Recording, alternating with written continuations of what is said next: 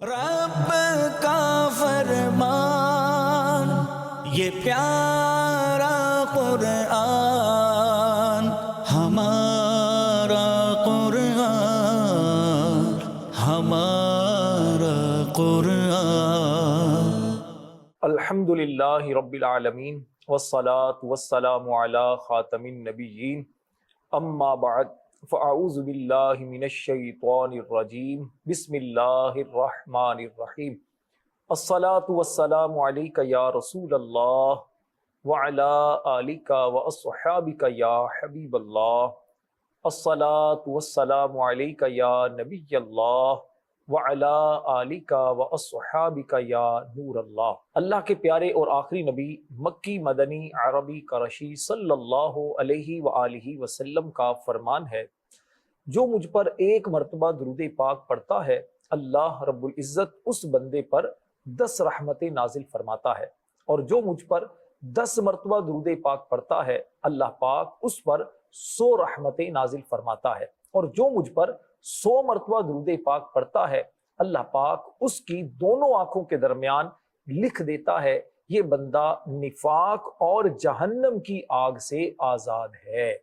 صلو علی الحبیب صلی اللہ تعالی علی محمد وعلی آلہ وصحبہ وبارک وسلم۔ پیارے اسلامی بھائیوں اور مدنی چینل کے ناظرین، رمضان المبارک کی برکت والی گھڑیوں میں مدنی چینل کا بڑا خوبصورت پروگرام ہمارا قرآن لے کر آپ کی خدمت میں حاضر ہیں۔ اس پروگرام میں قرآن کریم برہان رشید کی آیات کی روشنی میں ہم اپنی اصلاح کے لیے، اپنی رہنمائی کے لیے ہم غور کرتے ہیں، دیکھتے ہیں کہ مفسرین کرام نے ان آیات کریمہ کی روشنی میں ہمیں کیا سمجھایا ہے۔ آج کے ہمارے پروگرام کا موضوع ہے احوال قیامت۔ آج کی پروگرام میں ہم غور کریں گے کہ قیامت کے دن بندوں کو کس طرح اٹھایا جائے گا، قیامت کا منظر کیسا ہوگا، قیامت کے دن اللہ کی بارگاہ میں پیش کیے جانے کا کس طرح کا سلسلہ ہوگا۔ اللہ سے دعا کرتے ہیں اللہ تبارک و تعالی دنیا اور آخرت کی ذلت، رسوائی، شرمندگی اور پشیمانی سے ہم سب کی حفاظت فرمائے۔ قیامت کا منظر کیسا ہوگا، قیامت میں بندوں کو کیسے اٹھایا جائے گا، اس پر اگر آپ غور کرتے ہیں، قرآن کریم کا مطالعہ کرتے ہیں، احادیث طیبات کو پڑھتے ہیں، تو پتہ چلتا ہے کہ وہ منظر بڑا ہولناک ہوگا۔ وہ دن ایسا ہوگا کہ جب ہر ایک پریشان ہوگا، نفسی نفسی ہر ایک کی زبان پر ہوگا۔ اس وقت اگر کوئی نجات پائے گا تو وہی ہوگا جس پر اللہ کی رحمت ہوگی، جو حساب و کتاب سے محفوظ ہو کر جنت میں داخل ہونے میں کامیاب ہو گیا، جسے عرش کا سایہ نصیب ہو گیا، جس کا نامہ اعمال اس کے سیدھے ہاتھ میں ملا، جس کو کریم آقا صلی اللہ علیہ وسلم کی شفاعت ملی، یقیناً وہ بندہ نجات پانے والا ہو جائے گا۔ قیامت کی قسم رب تبارک و تعالیٰ نے قرآن کریم میں یاد فرمائی ہے، اس سے قیامت کی اہمیت کا اندازہ ہوتا ہے۔ اللہ تبارک و تعالیٰ قرآن مجید میں ارشاد فرماتا ہے، لا اقسم بیوم القیامہ ولا اقسم بالنفس اللوامہ، مجھے قیامت کے دن کی قسم ہے اور مجھے اس جان کی قسم ہے جو اپنے اوپر ملامت کرے۔ اس آیت کے اندر اللہ تبارک و تعالیٰ نے ان مشرکین کا رد فرمایا ہے جو قیامت کے دن اٹھائے جانے کا انکار کرتے تھے، یعنی وہ لوگ جو شرک کرتے، کفر کرتے، جو اللہ کے ساتھ اور کتنے چیزوں کو بھی معبود بنا کر ان کی عبادت کرتے۔ ان لوگوں کا نظریہ اور عقیدہ یہ تھا کہ ہم جو کچھ ہیں دنیا کے اندر ہیں، قیامت کوئی چیز نہیں ہے، مرنے کے بعد نہیں اٹھایا جائے گا۔ آپ قرآن پاک کا اگر مطالعہ کریں تو قرآن کریم میں 5 قسم کے جو لوگ ہیں ان کا ذکر ہمیں ملتا ہے۔ نمبر 1 مسلمان، نمبر 2 مشرکین، نمبر 3 منافقین یہودی، اور نمبر 5 عیسائی۔ یہ 5 گروہ ایسے ہیں جن کا ذکر قرآن میں زیادہ ہمیں ملتا ہے۔ تو یہ جو مشرک تھے یہ قیامت کا انکار کرتے تھے، تو اللہ تبارک و تعالیٰ نے ان کا رد کرتے ہوئے فرمایا کہ جیسا تم گمان کرتے ہو حقیقتاً ایسا نہیں ہے۔ تمہارا یہ گمان کہ قیامت قائم نہیں ہوگی، مرنے کے بعد دوبارہ زندہ نہیں کیا جائے گا، مرنے کے بعد دوبارہ اٹھایا نہیں جائے گا، یہ تمہارا گمان غلط ہے۔ حقیقت یہ ہے کہ قیامت کے دن تمہیں اٹھایا جائے گا۔ اللہ پاک نے ارشاد فرمایا اَيَحْسَبُ الْإِنسَانُ أَلَّن نَجْمَعَ عِظَامًا، کیا آدمی یہ سمجھتا ہے کہ ہم ہرگز اس کی ہڈیاں جمع نہ کریں گے؟ یہ آیت کریمہ نازل دراصل ایک مشرک عدی بن ربیعہ کے بارے میں ہوئی۔ اس نے نبی کریم علیہ السلام سے پوچھا قیامت کب قائم ہوگی اور اس کے احوال کیسے ہوں گے؟ نبی پاک علیہ السلام نے جب اسے بتایا تو اس پر وہ کہنے لگا کہ اگر میں قیامت کا دن دیکھ بھی لوں تب بھی نہ مانوں گا۔ بھائی تم کیوں نہیں مانو گے؟ کہنے لگا کہ یہ کیسے ہو سکتا ہے کہ جو بندہ مر چکا ہو، اس کی ہڈیاں بالکل بکھر چکی ہوں، زمین کے اندر مل چکی ہوں، وہ دوبارہ کیسے ہڈیاں جمع ہوں گی؟ کیسے ہڈیاں جمع ہو کر پھر گوشت پوست کا انسان بن کر پھر دوبارہ کیسے زندہ ہو سکتا ہے؟ اس نے اپنی عقل کے مطابق کلام کیا، یہ کیسے ممکن ہے، کیسے پوسیبل ہے؟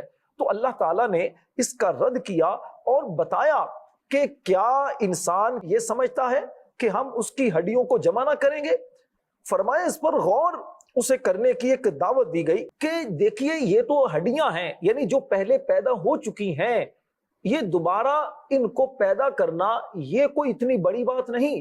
اصل چیز تو یہ ہے کہ ابتداءً ان ہڈیوں کو پیدا کرنا، جو ذات ابتداءً پہلی مرتبہ ہڈیاں پیدا کرنے اور ہڈیوں پر گوشت پوست چڑھا کر ایک زندہ انسان بنانے پر قادر ہے، تو وہ اس بات پر بھی قادر ہے کہ ان ہڈیوں کو جمع کر کے انسان کو پھر دوبارہ زندگی دے کر اس کا حساب و کتاب لے، ان کو قیامت والے دن جمع کرے۔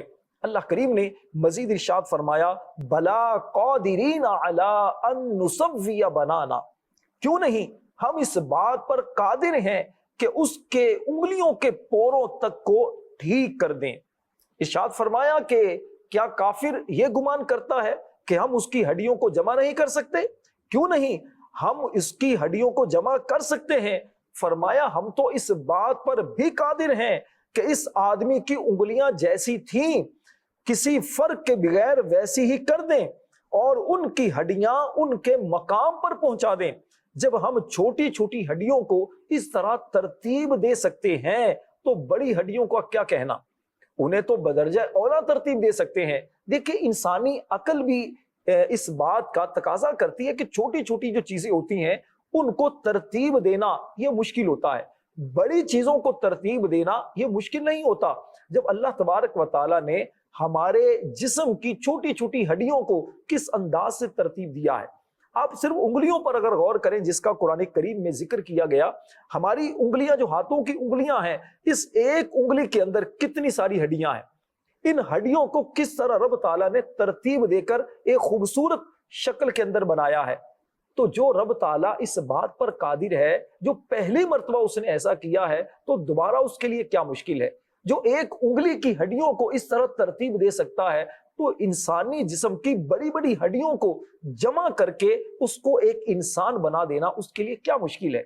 یہ ایک کافر کو، ایک غیر مسلم کو، بلکہ دنیا کے ہر انسان کو یہ دعوت فکر دی گئی ہے۔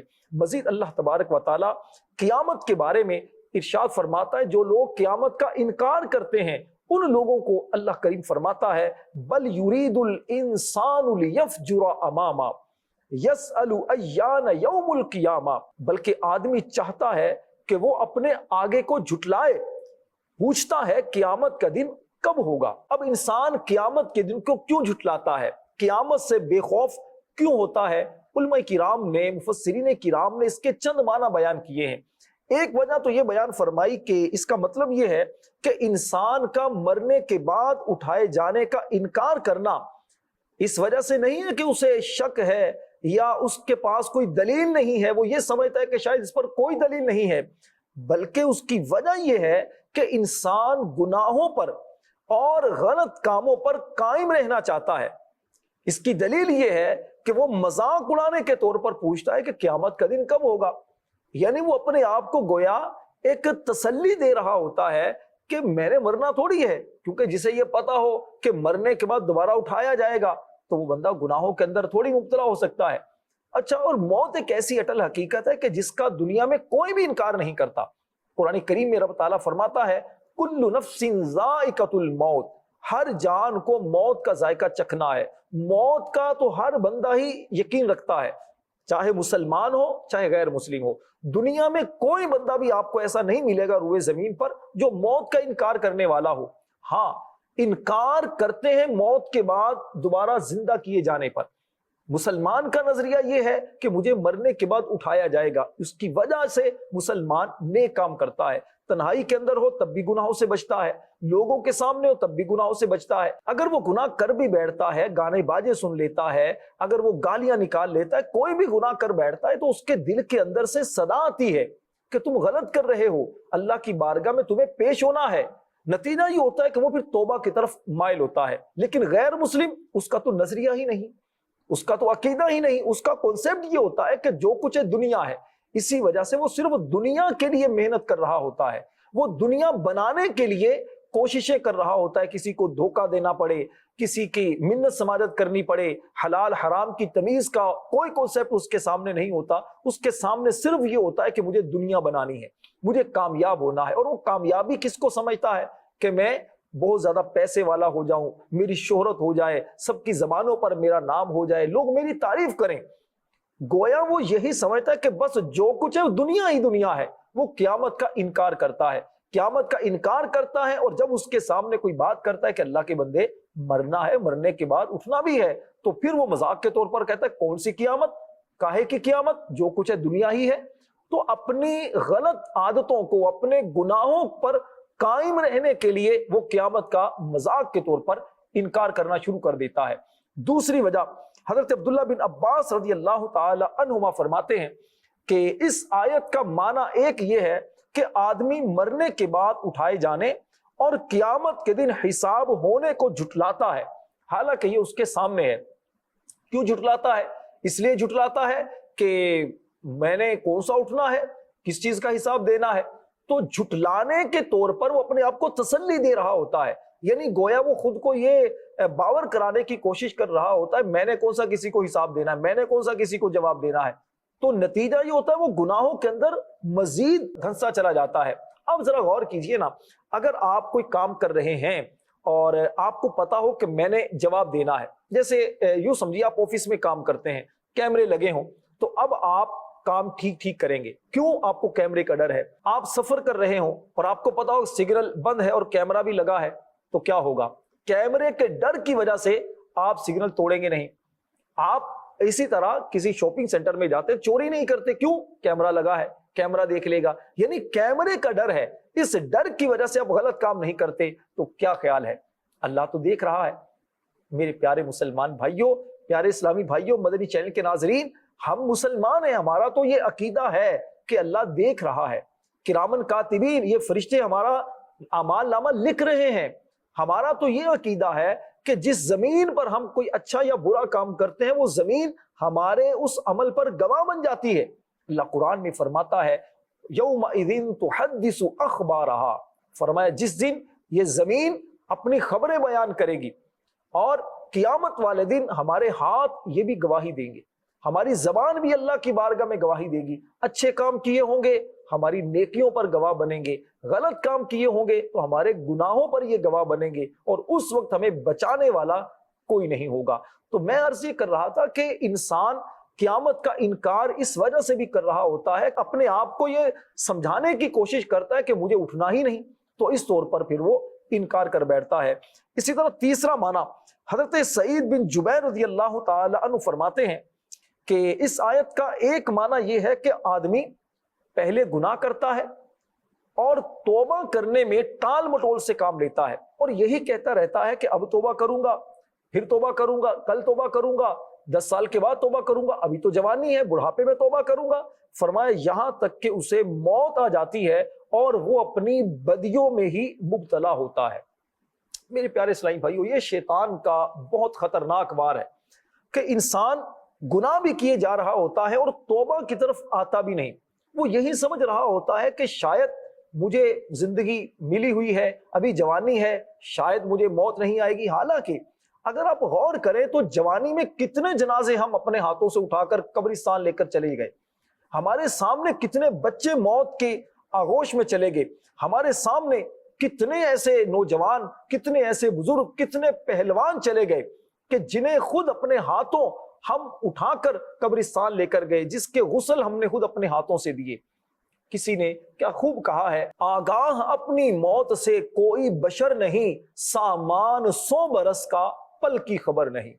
سامان 100 برس کا ہے لیکن پل کی خبر نہیں ہے، تو اللہ سے ہمیں ڈرنا چاہیے۔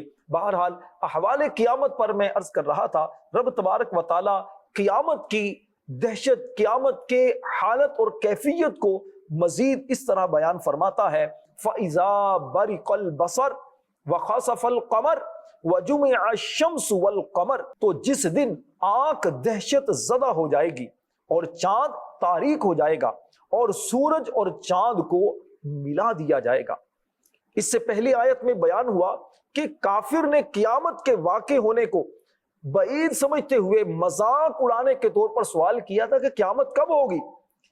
ان آیات کے اندر اللہ تبارک و تعالیٰ نے اس کا جواب دیتے ہوئے فرمایا اور اس کی 3 علامتیں بیان فرمائیں۔ قیامت کی 3 علامتیں، قیامت کی کیفیات کو بیان کیا۔ فرمایا اس دن کی ہولناکی دیکھ کر آنکھ دہشت اور حیرت زدہ ہو جائے گی، چاند کی روشنی زائل ہو جائے گی جس سے وہ تاریک ہو جائے گا، سورج اور چاند کو ملا دیا جائے گا۔ یہ ملا دینا یا تو طلوع ہونے میں ہوگا، یعنی چاند اور سورج دونوں ہی مغرب سے طلوع ہوں گے، یا دونوں ہی بے نور ہو جائیں گے، ان کی روشنی ختم ہو جائے گی۔ اور اس وقت جب دہشت کا عالم ہوگا، جب قیامت کی ہولناکیوں کا منظر ہوگا، اس وقت آدمی پھر چھپنے کی جگہ ڈھونڈے گا کہ کوئی ایسی جگہ ملے جہاں پر میں چھپ جاؤں، اللہ کی بارگاہ میں پیش نہ ہونا پڑے، میں فرشتوں سے بچ جاؤں، میں حساب کتاب سے بچ جاؤں، میں جہنم میں جانے سے بچ جاؤں۔ لیکن اس وقت کوئی پناہ گاہ نہیں ہوگی، کوئی بندہ بھی اس وقت بچ نہیں سکے گا۔ اللہ تبارک و تعالیٰ قرآن مجید میں قیامت کی ان کیفیات کو یوں بیان فرماتا ہے، یقول الانسان یومئذ این المفر کلا لا وزر، اس دن آدمی کہے گا بھاگنے کی جگہ کہاں ہے، ہرگز نہیں، کوئی پناہ نہیں ہوگی۔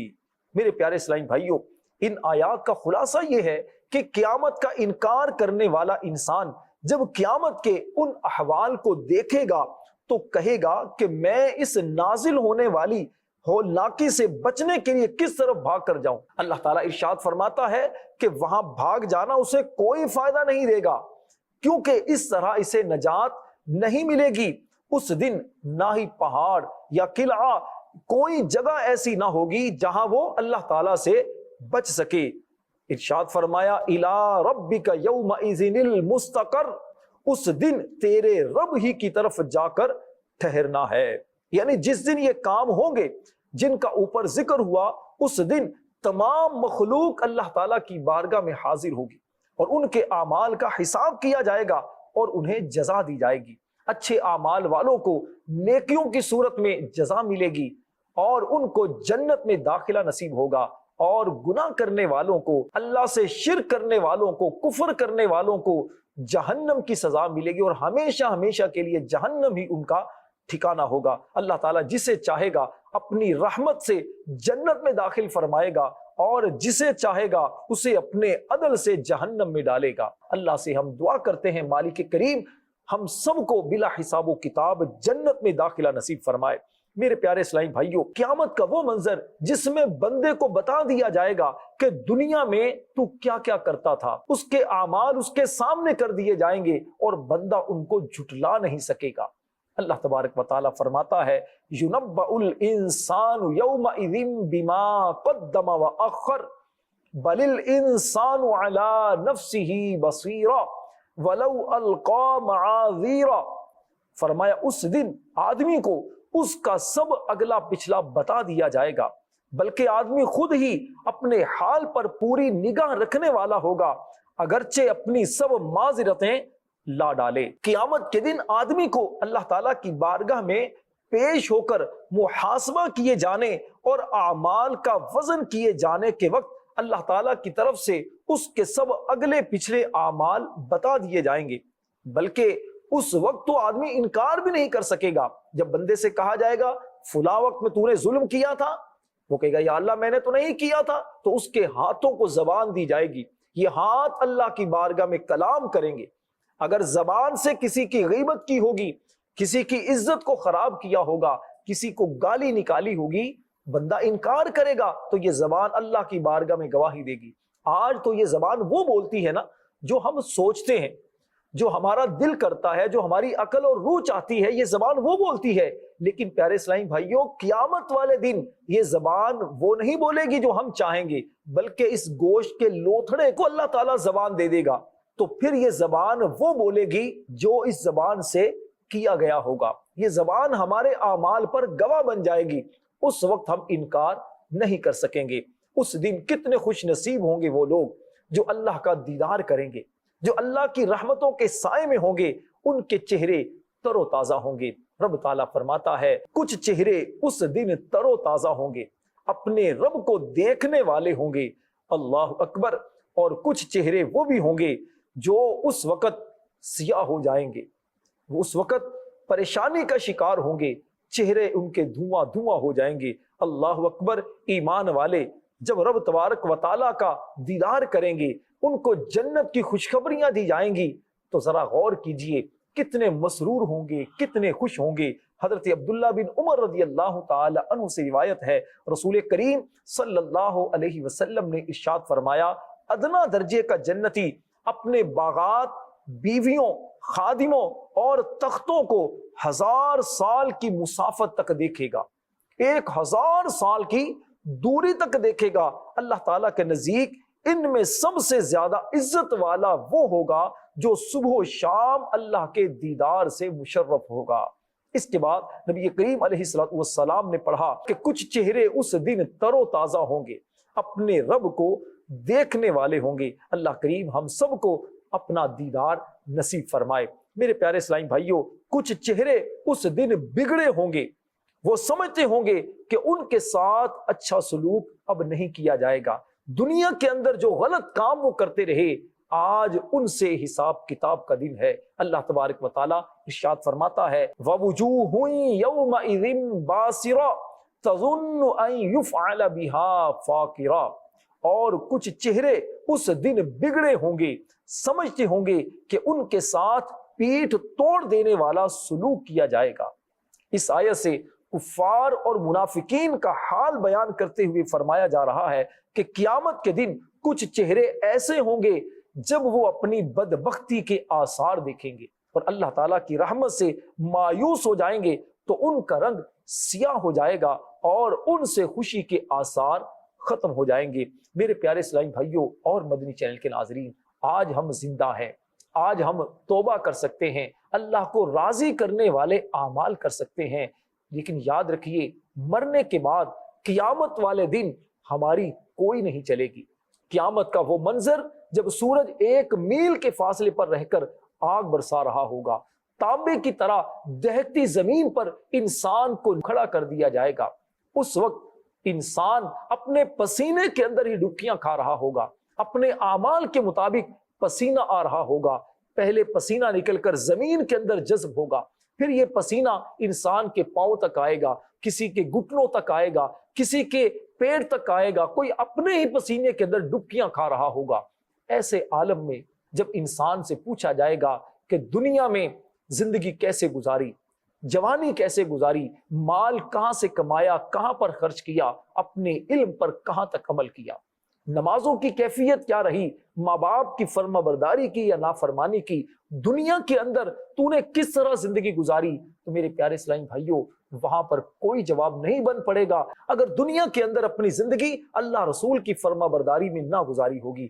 آج توبہ کر لیجئے، کر لے توبہ، رب کی رحمت ہے بڑی، قبر میں ورنہ سزا ہوگی کڑی۔ آخر میں آپ سب بھائیوں کو دعوت دوں گا، پیارے اسلامی بھائیوں، الحمدللہ دعوت اسلامی کا دینی ماحول ہمیں یہی سوچ فراہم کرتا ہے، ہمیں یہی ترغیب دیتا ہے کہ مرنے سے پہلے سچی توبہ کر لیجئے، اپنی زندگی اللہ رسول کی اطاعت اور فرما برداری میں گزارنا شروع کر دیجئے، نبی پاک علیہ السلام کی سنتوں پر عمل کرنا شروع کر دیجئے۔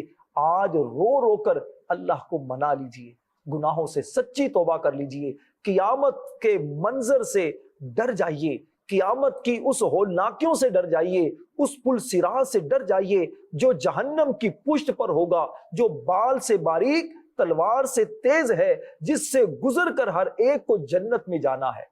لیکن جنت میں جائے گا کون؟ جس پر اللہ رسول کا کرم ہوگا، جس پر آقا کریم علیہ السلام کی نظر عنایت ہوگی۔ ورنہ بعض لوگ تو ایسے بھی ہوں گے جو پل صراط سے گزریں گے تو کٹ کر نیچے جہنم میں جا پڑیں گے۔ بعض ایسے بھی ہوں گے کہ بڑے بڑے آنکڑے جو ہیں وہ پکڑ کر جہنم میں ڈال دیں گے۔ اللہ تبارک و تعالی ہم سب کو قیامت کی ذلت، رسوائی اور شرمندگی سے محفوظ فرمائے، اپنے پیارے نبی صلی اللہ علیہ وسلم کی شفاعت اور اپنی رحمت سے جنت میں بلا حساب و کتاب داخلہ نصیب فرمائے، آمین بجاہ النبی الامین صلی اللہ علیہ وسلم۔ رب کا فرمان یہ پیارا قرآن